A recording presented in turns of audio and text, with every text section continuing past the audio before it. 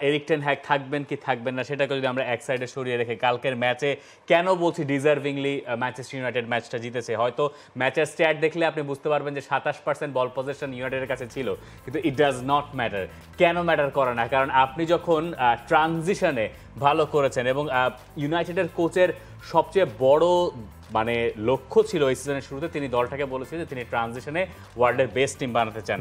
শেষ পর্যন্ত তিনি সেটা হয়তো পারেন নাই, কিন্তু এই ধরনের ফাইনালে তিনি সিটিকে চমকে দিয়ে বা সিটিকে হারিয়ে দিয়ে তিনি আসলে প্রমাণ করলেন যে এইখানে তারও কিছু মানে তারকে নিয়ে যে সমালোচনা আর আলোচনা পুরো মৌসুম জুড়ে হয়েছে সেটা হয়তো তার দিক থেকে অত বেশি ন্যায়সঙ্গত না, এবং এই কারণে তিনি ম্যাচ শেষে ওই কথাগুলো সম্ভবত দেখেন।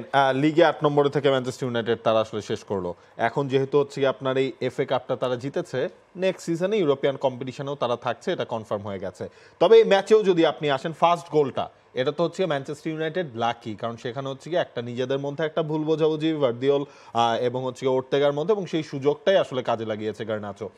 এটাও তো একটা বড় কারণ, মানে শুরুতে যখন আপনি এরকম একটা ব্লান্ডার করে গোল খাবেন, এরপর ফার্স্ট হাফেই তো আরেকটা গোল আসলো কোবি মাইনোর কাছ থেকে। তো ম্যান সিটি আসলে ব্লান্ডার করে কয়বার? বেশি তো করে না। তো ম্যান সিটি যখন যেই কাজটা করেছে সেখান থেকে সুযোগও তার মানে নেওয়া সহজ কথা না। কোবি মাইনোর গোলটা আমার কাছে মনে হয়েছে দারুণ সেটআপ ছিল, চমৎকার সেটআপে দুজন মিলে গোল করেছেন। কয়েকটা ব্যাপার এখানে, এই যে গার্নাচো আর এই যে কোবি মাইনো, এই দুই ভদ্রলোক যারা আমাদের চেয়ে বয়সে অনেক ছোট, এই দুজন 2 বছর আগে ইউথ এফএ কাপ জিতেছিলেন একসঙ্গে ম্যানচেস্টার ইউনাইটেডের হয়ে। 2 বছর বাদে এই দুজন মিলে এফএ কাপের মূল শিরোপাটা জেতালেন দলকে, দুজন গোল করলেন। ম্যাচ শেষে আপনি দেখেছেন হয়তো এরিক টেন হ্যাগ দুজনকে কাছে টেনে এনে কিছু একটা বলছেন, সম্ভবত এটাই বলছেন যে তোমাদের জন্যই আমরা শিরোপাটা জিতেছি।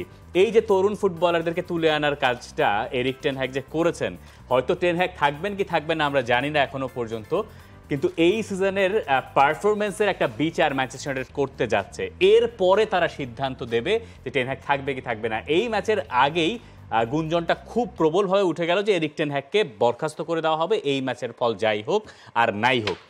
কিন্তু এই ম্যাচের ফল এই ইউনাইটেডের পক্ষে গিয়ে এবং যেই ব্র্যান্ডের ফুটবল ইউনাইটেড খেলেছে, এরপরে এই প্রশ্নটা ওটা স্বাভাবিক যে আপনি কেন টেন হ্যাগকে স্যাক করবেন। 2 বছরে 3টা ফাইনাল, 2 বছরে 2টা শিরোপা, এই কথাগুলো তো তিনি বলেছেনই। একই সঙ্গে ম্যাচের শেষে যখন ম্যানচেস্টার ইউনাইটেডের যিনি মালিকানা কিনেছেন, পুরোটা না একটা অংশ তিনি কিনে নিয়েছেন, জিম র্যাডক্লিফ, তাকে মিক্স জোনে জিজ্ঞাসা করা হয়েছিল যে এরিক টেন হ্যাগ থাকবে কি থাকবে না, তখন তিনি প্রশ্ন শুনে চলে গেছেন। মানে তিনি আসলে কোনো উত্তরও দেয়নি এই ব্যাপারটা নিয়ে, তিনি কোনো কিছুই বলেননি। তবে এরিক টেন হ্যাগ তিনি ম্যাচ শেষে আসলে যেটা বলছেন সেটাই যে 2 বছরে 2 শিরোপা মন্দ নয়, 2 বছরে 3 ফাইনালও খারাপ না, যদিও আমি এতে সন্তুষ্ট নই। তারা যদি আমাকে না চায় তাহলে অন্য জায়গায় গিয়ে শিরোপা জিততে হবে, কারণ আমি আসলে এটাই সব সময় করেছি।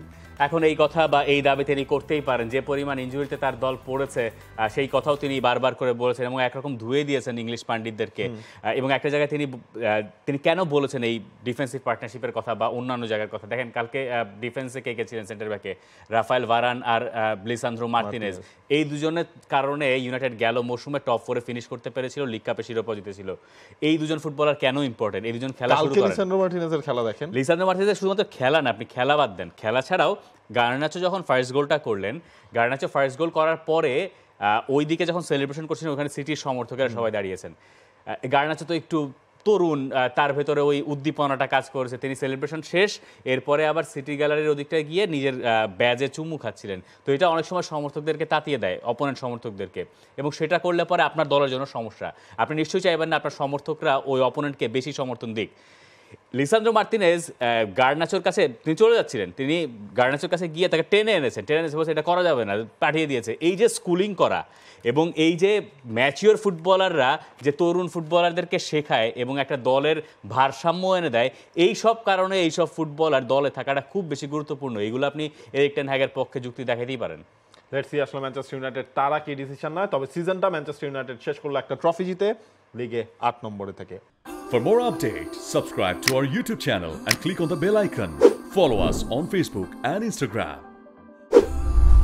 Download T-Sports app to enjoy exciting games and highlights. Visit tsports.com.